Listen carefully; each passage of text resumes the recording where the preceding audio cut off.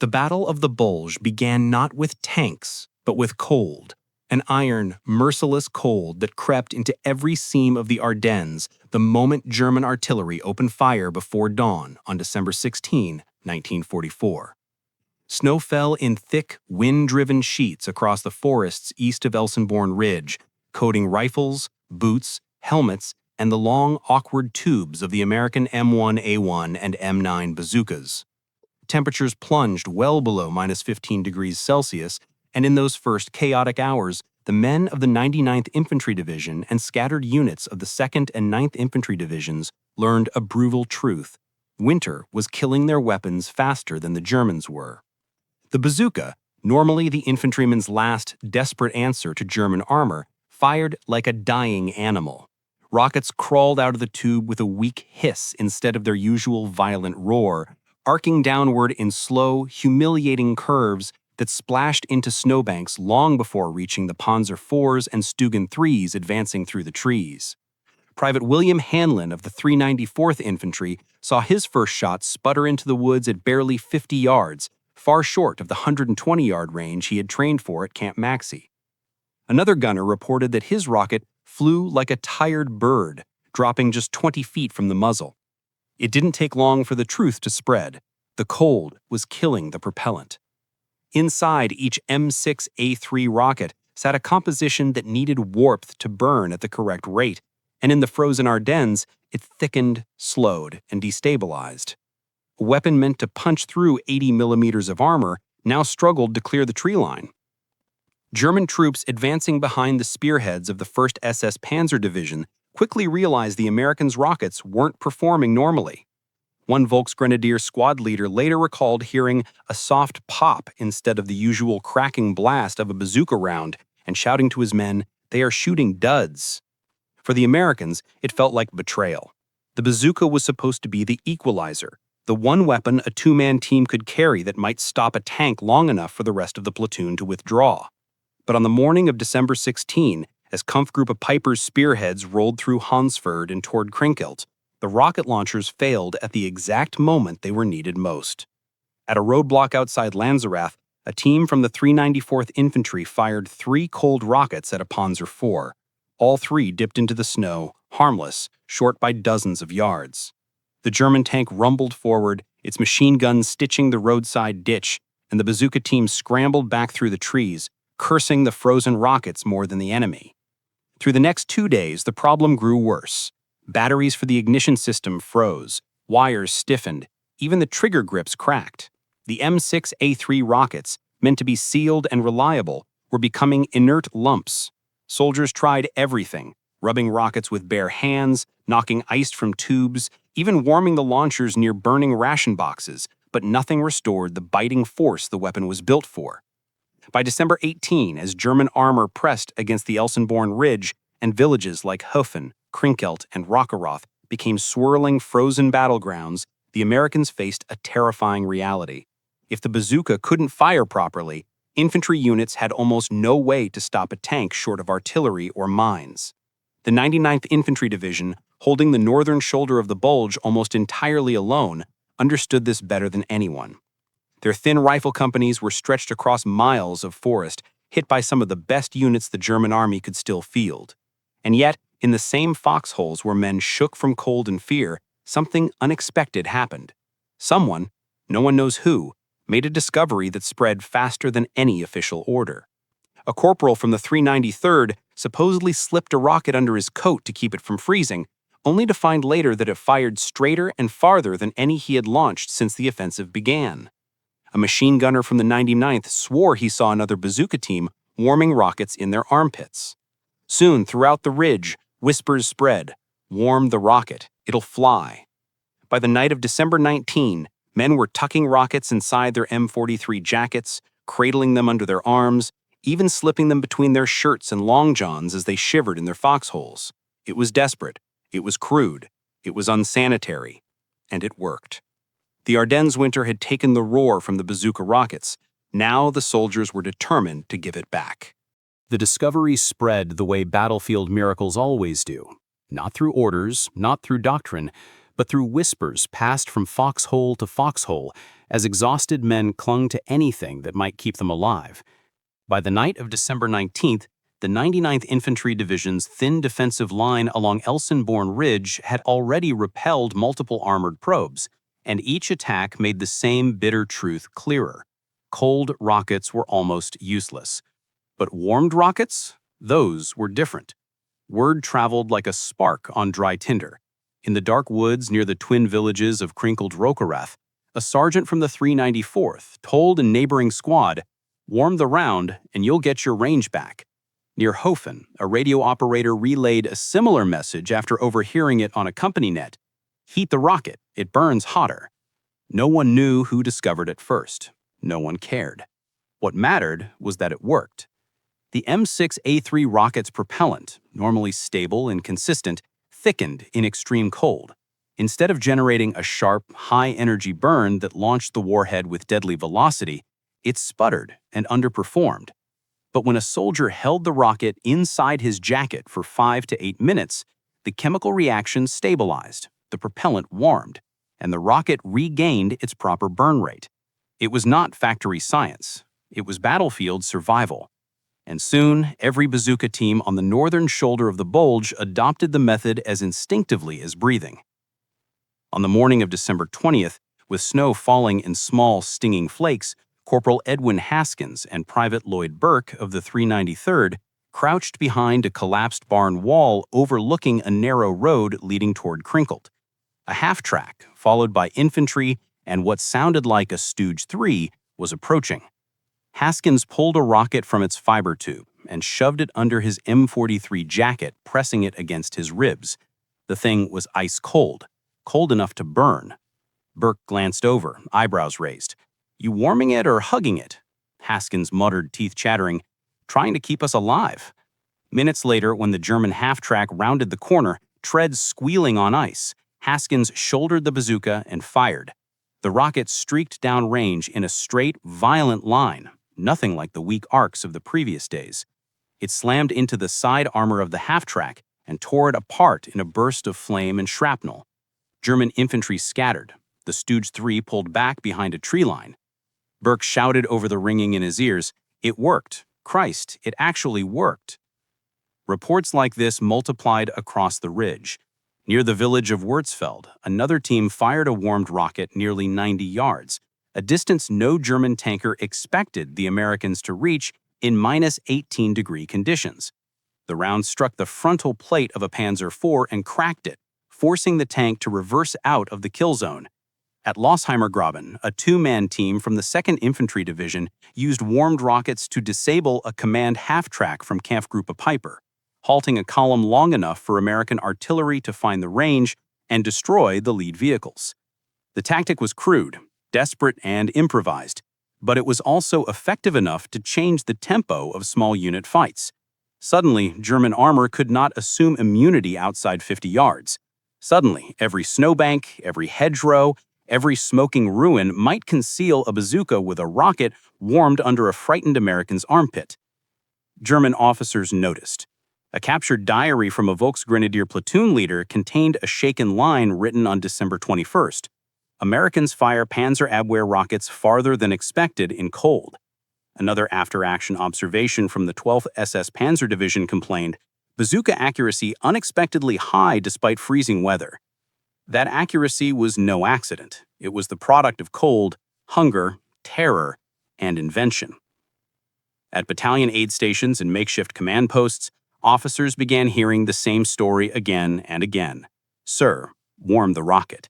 Though never officially issued as doctrine, no quartermaster manual ever endorsed stuffing high-explosive ordnance into one's jacket, the improvisation spread so widely that by December 21st, it became, in effect, a standardized field technique across multiple regiments of the 99th and 2nd Infantry Divisions. Major Harry Parker of the 99th later wrote, "We learned to fight the weather the same as the enemy. The cold was our first obstacle. The Germans were the second."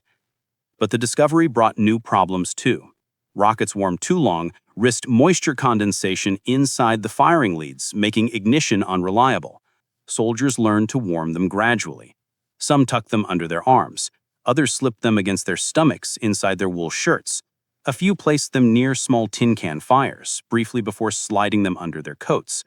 The technique was primitive, awkward, and miserable, but undeniably effective. By the evening of December 21st, as winds howled across the ridge and snow thickened into drifts, American positions that seemed doomed 2 days ago now held a tenuous but real confidence. The Germans were still coming, their armor was still deadly, their infantry was still determined. But now the Americans had teeth again. Teeth warmed by human desperation, and the last body heat men were willing to share with a weapon that had betrayed them at dawn, but fought for them at dusk. The winter still ruled the Ardennes. The cold still choked engines, froze oil, stiffened triggers, and cracked metal. But now the Americans had found a way to beat it, one rocket at a time, one heartbeat at a time, until the snow itself could no longer silence their last desperate weapon against the German armored tide. Through the night of December 21, the snow deepened across the twin villages of Krinkelt Rocherath until the roads vanished under white drifts and the wrecks of American trucks and German half-tracks froze into solid ice sculptures. The battlefield had become a muffled, colorless world where shapes moved as shadows and sound carried strangely, bouncing between stone walls and snow-choked pines. It was in this frozen maze that the warmed bazooka rockets proved themselves not just a clever trick, but a decisive weapon in the savage house-to-house fighting that now unfolded against elements of the 12th SS Panzer Division and Kampfgruppe Piper's shattered vanguard. At dawn on December 22, a Panzer IV advanced cautiously down the main street of Krinkelt, its engine coughing clouds of steam as the -20 degrees Celsius air bit into the cold metal. American riflemen of the 393rd Infantry watched helplessly from shattered doorways. They had seen cold rockets fail before and assumed the bazooka team beside them was doomed. But Private Frank Doss, a wiry Texan with shaking hands and frostbitten ears, was pressing a rocket under his armpit as though trying to warm a newborn child. His assistant loader, PFC Ray Collins, whispered a time count: 5 minutes, 6, 7. When the tank clattered into full view, Doss shouldered the launcher, exhaled through clenched teeth, and fired. The rocket screamed across nearly 90 yards, an impossible distance in weather like this, and struck the Panzer's side armor just behind the road wheels. The explosion snapped a track, sending the tank slewing sideways until it ground to a halt, its turret whipping frantically toward the source of the shot. Doss and Collins sprinted through a back alley as the Panzer sprayed the house they had fired from with machine gun fire. But the important thing was done. The warmed rocket had hit with full force, proving beyond doubt that this improvised method worked even under combat pressure. German infantry accompanying the tank hesitated. They had expected the Americans' anti-tank weapons to be crippled by the deep freeze, not striking with unexpected range and accuracy. Moments like this multiplied across the twin villages throughout the day.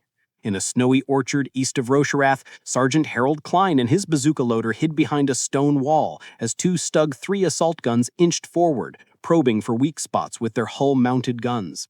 Klein warmed 2 rockets inside his coat until he could feel their metal casings sting against his ribs.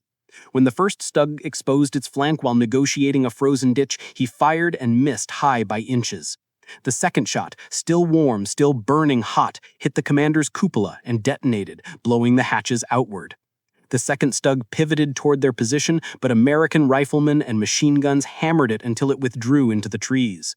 A German soldier captured later that night told interrogators, "Your rockets should not reach us in this cold. They should fall short." That disbelief became a pattern. Reports from the 12th SS Panzer Division noted that American bazookas were striking at unanticipated ranges.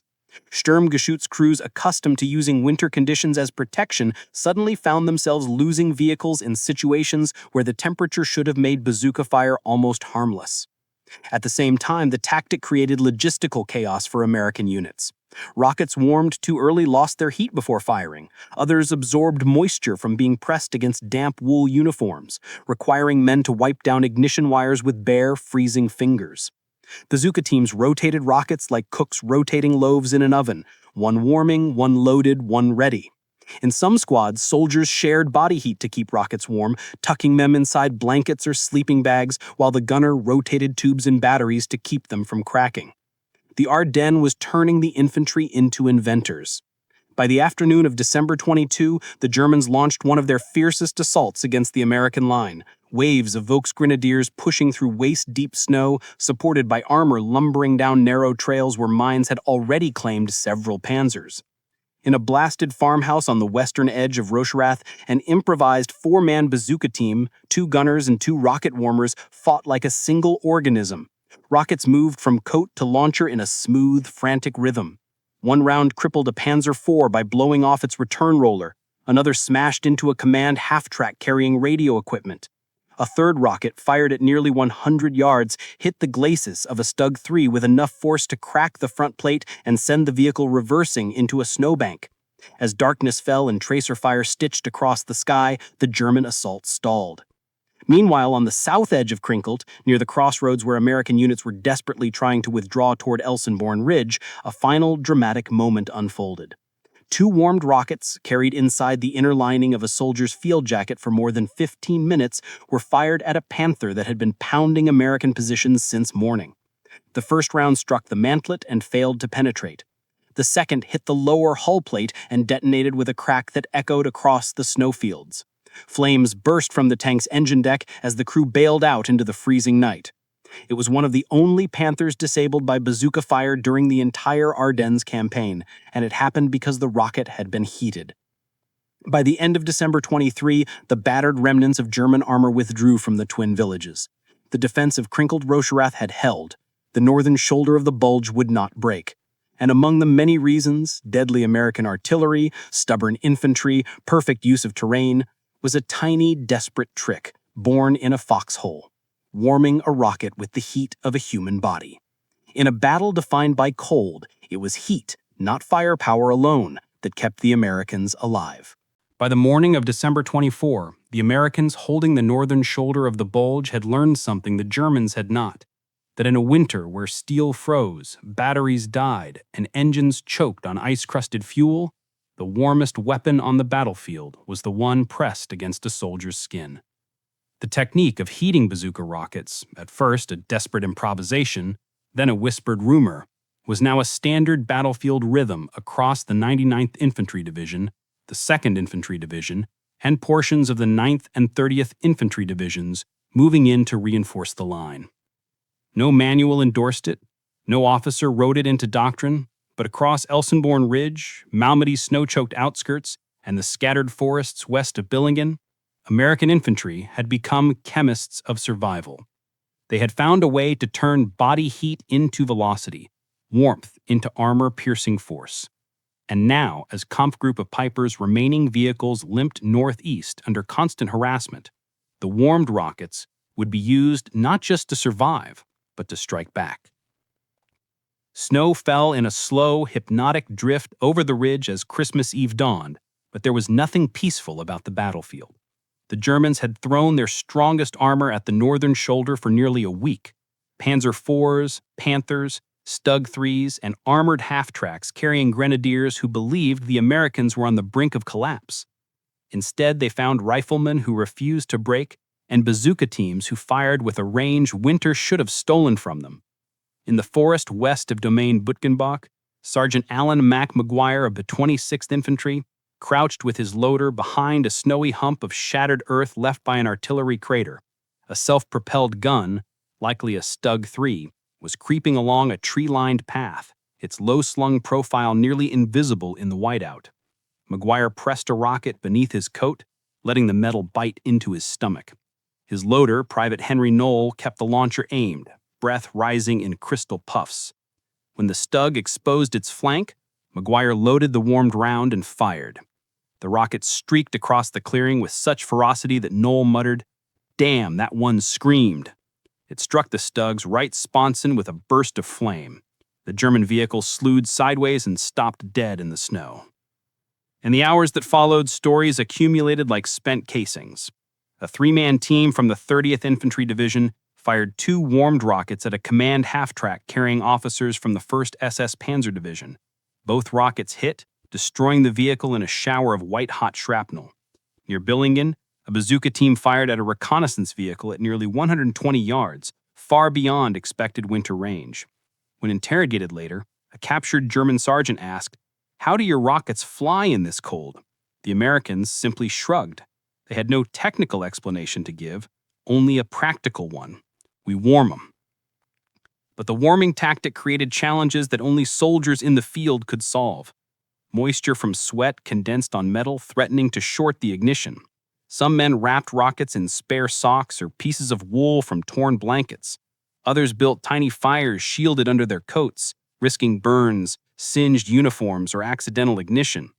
At least one rocket reportedly flashed prematurely when overheated inside a soldier's jacket, though the blast was contained enough that the gunner survived with severe burns. Word spread instantly: warm the rocket, don't cook it. Despite the risks, the tactic worked often enough to shift German expectations. By December 24, Piper's remaining armor withdrew eastward, harassed by American patrols who now had functional anti-armor capabilities even in negative 18 degrees Celsius air. German after-action reports noted unexpected bazooka effectiveness at long distances and American rockets retaining power in freezing temperatures. What they didn't know was that the Americans were using their own bodies as chemical warmers. Meanwhile, the weather tightened its grip on everything else. Machine guns froze, mortars misfired, rifles jammed unless kept bone dry. But the bazooka, temperamental, underpowered in extreme cold, often inaccurate, was now reliable again thanks to the warmth of the men who carried it. Christmas morning brought no respite. The sky stayed gray, snow drifted waist deep, but the front stabilized. By December 25, the northern shoulder had become a fortress of ice and iron, held by men who had been outnumbered, outgunned, and nearly outflanked, but who still controlled the key high ground. And on December 26th, as the collapsing remnants of Kampfgruppe Piper abandoned their last vehicles near La Glaise, American patrols moved forward with a grim certainty. The worst of the northern fighting was ending. The line had held. And one of the smallest factors, barely mentioned in any official report, was the warmth passed from human skin into freezing steel, turning dead rockets into lethal ones again. The Germans had counted on cold to silence the Americans' last-ditch weapon. Instead, the Americans had turned the cold into just another problem to be solved, another battlefield to master. Winter had taken the heart from their rockets. The men had given it back. By December 26th, as the last armored remnants of Kampfgruppe Piper sputtered out near La Glaise and abandoned their fuel-starved Panthers in the snow, the northern shoulder of the Bulge had solidified into a wall the Germans could no longer break. Snow still fell in wind-ripped veils across Elsenborn Ridge, Malmedy, and the battered villages the Americans had defended for nearly 10 relentless days, but the worst of the crisis was over. And scattered across the white forests were the men who had, through grit, cold, and improvisation, reshaped the performance of the one weapon winter had nearly stolen from them, the bazooka. Their improvised trick, warming M6A3 rockets against their skin, under their coats, inside wool blankets, or clutched in freezing armpits, had become more than a survival method. It had become a battlefield adaptation so widespread that by late December it quietly influenced engagements from Bütgenbach to the snowy crossroads south of Honsfeld. The winter had changed the weapon. The men had changed it back. In the days following December 26th, as American forces pushed to seal gaps in the line and clear out German stragglers retreating eastward, patrols from the 99th, 2nd, and 30th Infantry Divisions advanced through forests littered with shell craters, burned-out half-tracks, dead pack animals, and the dark husks of tanks that had died with their engines frozen solid. The cold only deepened, dropping below minus 20 degrees Celsius on several nights. Bazooka teams continued warming rockets the same way they had during the fiercest fighting. Walking patrols tucked them under their coats while moving single file through snowdrifts. Ambush teams kept one rocket in a sleeve of wool while another rested against the stomach of a man lying in an icy ditch. Soldiers joked bitterly that they were hatching eggs, but the humor barely covered the exhaustion. Still, the method worked. On December 28th, a reconnaissance patrol from the 30th Infantry Division encountered an armored car near Bellecroix. Only one rocket was ready, warmed by being tucked inside a corporal's field jacket for nearly 20 minutes. The round fired with full velocity, crossing almost 100 yards before striking the vehicle's left wheel assembly and flipping it into a ditch. The patrol returned with stunned German prisoners who kept asking how the bazooka had functioned in such brutal cold. Snow muffled their footsteps as they marched, but their disbelief traveled clearly in the air. In early January 1945, as American forces counterattacked to regain lost ground toward the towns of Thiramond, Meiringen, and Lignaville, the warmed rocket tactic followed them. It had become second nature. Even new replacements arriving at the line learned it within minutes of their first snowfall. Cold rocket won't fly, veterans told them. Warm it till it hurts your ribs, then shoot. In mid-January, near the forest roads east of Elsenborn, a two-man team from the 9th Infantry Regiment used warmed rockets to disable a Panzer IV that was attempting to cover a German withdrawal. Their first shot tore through the turret ring. The second, a round warmed by being held between two soldiers' chests under a wet blanket, finished the job. German records from this phase of the Bulge reflected an increasing unease. Reports from the 12th SS Panzer Division noted American anti-tank rockets no longer limited by cold. A German officer captured on January 5 insisted the Americans must have received new winter rockets. He refused to believe the truth when told the Americans were simply warming them by hand. But the tactic was more than ingenuity. It was the product of necessity. No ordnance officer could deliver LOA, low-temperature optimized fuels, to every frontline unit. No quartermaster could fight the weather for them. If the men wanted their rockets to fly true, they had to give the weapon their own heat. Looking back, the miracle was not that the rocket warmed. It was that the men kept going. Frostbite chewed through fingertips. Trigger grips shattered so often that soldiers swapped them between launchers like spare parts from a dying machine. Yet bazooka teams kept firing, and every warmed rocket that struck its target carried a quiet truth. The Americans held the northern shoulder not only with artillery, rifles, and machine guns, but with body heat turned into chemical force. When the Bulge finally ended on January 25, 1945, and the U.S. First Army declared the German offensive spent, ordnance officers began collecting data for after-action reports. Buried in those technical notes, far below discussions of artillery performance, rifle malfunctions, lubrication failures, and frozen bolts, were brief mentions of the bazooka trick. Rocket propellant underperforms below -10 degrees C. Field-expedient warming restores burn rate, technique widely adopted by infantry in early phase of the Ardennes. Nowhere did the reports mention the human cost, the men shivering in foxholes sharing their last warmth with a piece of metal so it could save them. The tactic never appeared in official training manuals. No commander gave a formal order authorizing it, and yet it lived on in the stories told by veterans decades after the war.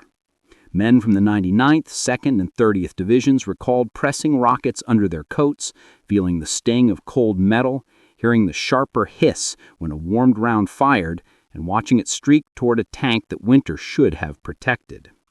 One veteran from the 394th Infantry said simply, "The cold took the fight out of the rocket, so we put it back in." That was the legacy of the warmed rockets. Not technology, not doctrine, but the stubborn refusal of American infantry to let winter decide the battle. In a forest where even the air seemed ready to kill them, they found warmth enough to keep their last anti-tank weapon alive. And because of that small improvised spark of human ingenuity, the northern shoulder held firm. The Bulge broke, not the men who fought there.